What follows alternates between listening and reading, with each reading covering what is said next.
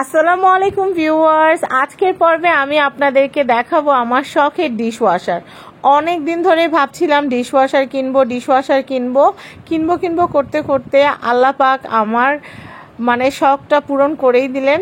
তো এই হচ্ছে আমার স্যামসাংয়ের 14 প্লেট সেটিংয়ের এই যে ডিশওয়াশারটা আমি কিনে নিয়েছি, কারণ আমার সবসময় বড় জিনিস পছন্দ।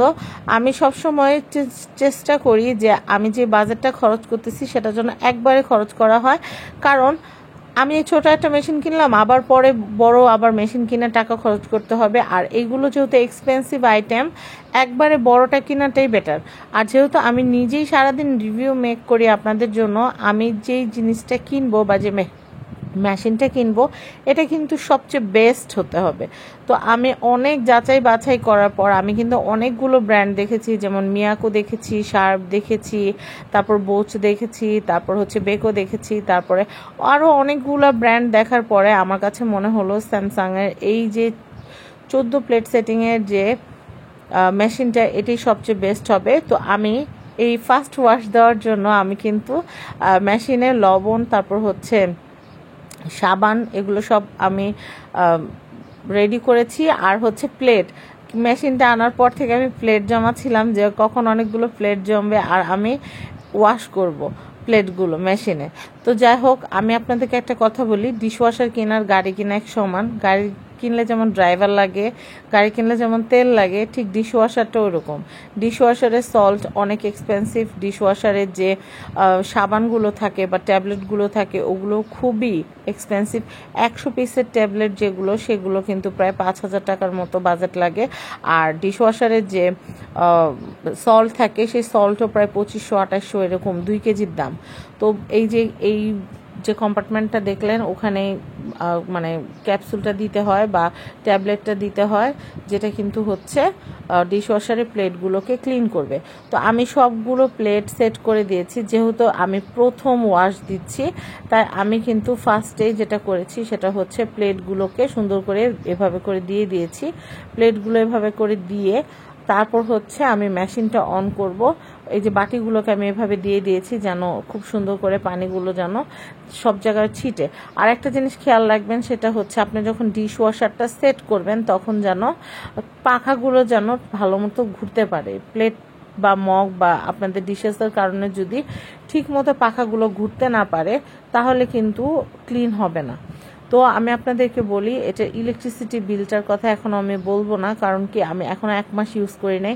1 মাস ইউজ করলে বলা যায়। আর এটা কিন্তু আমার হেল্পিং হ্যান্ড অলরেডি বাসায় আছে প্লেট ধোয়ার, কিন্তু তারপরও আমি এই মেশিনটা কিনেছি কারণ হচ্ছে প্রায় সময় আমরা দেখা যায় যে আমাদের হেল্পিং হ্যান্ড আপু যারা থাকে বা আমাদের বাসায় যারা আমাদেরকে কাজে কর্মে হেল্প করে, তাদের ছুটির দরকার পড়ে, গ্রামের বাড়িতে যায় 15-20 দিনের জন্য। গ্রামে গেলে তখন কিন্তু এই থালা বাসন ধোয়ার ঝামেলাটা কিন্তু নিজের ঘাড়ে এসে পড়ে। অনেকে বলতে পারেন যে আপনার পরিবারের সদস্য সংখ্যা মাত্র 3 জন, তাহলে আপনার প্লেট জমে কিভাবে, বা এটা তো নিজে দাঁড়িয়ে ধুয়ে ফেলা যায়।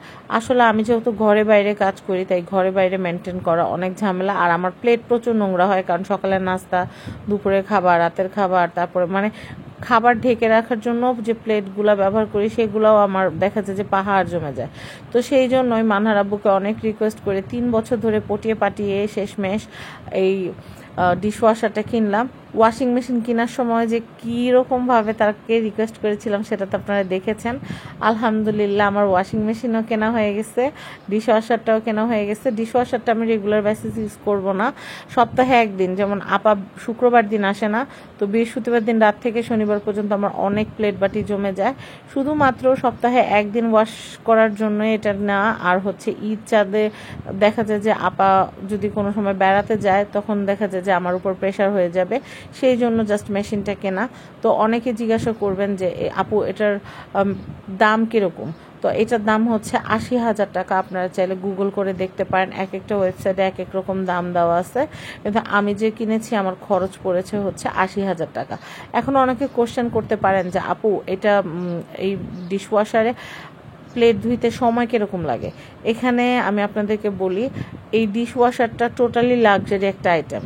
এটা কিন্তু ব্লেন্ডার বা হচ্ছে ফ্রিজ এরকম আইটেম না। এটা হচ্ছে যাদের অতিরিক্ত প্রয়োজন আমাকে অনেকেই কমেন্টে লিখছে যে প্রবাসী যারা তাদের জন্য ঠিক আছে আপু, আপনি কেন কিনছেন, এটা অপ্রয়োজনীয় একটা জিনিস, এটা টাকা খরচ করে, টাকা খরচের একটা মেশিন।